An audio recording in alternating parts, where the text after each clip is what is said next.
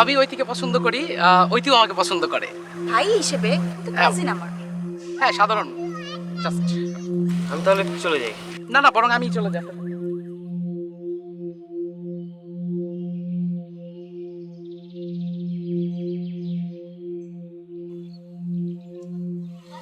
আদনান ভাইকে আমার ভীষণ পছন্দ হয়েছে। উনি কিন্তু আমাকে প্রেমের প্রস্তাব দিয়েছেন আজকে।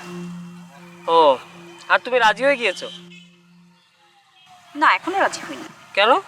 কারণ আমি অন্য আরেকজনকে পছন্দ করি। পছন্দের মানুষটা কি খালাতো ভাই? না, তাহলে? পছন্দের মানুষটা একটা বলদ। বলদ? গাই বলদ? দুঃখজনক হলো সত্যি সে বলদটাকে আমি ভালোবেসে ফেলেছি।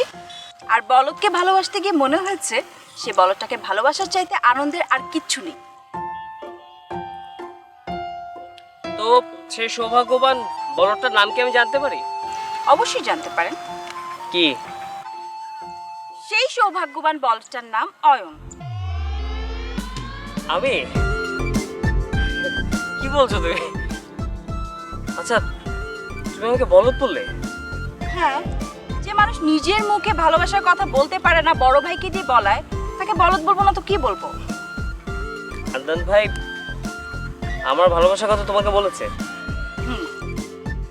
কারণ উনি আগেই বুঝতে পেরেছেন তুমি কখনোই তোমার ভালোবাসার কথা নিজের মুখে বলতে পারবে না।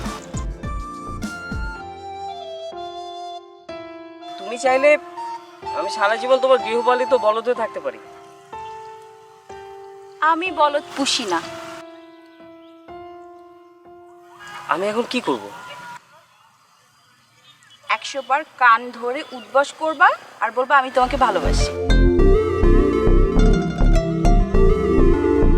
শোনো, আমি তোমাকে ভালোবাসি।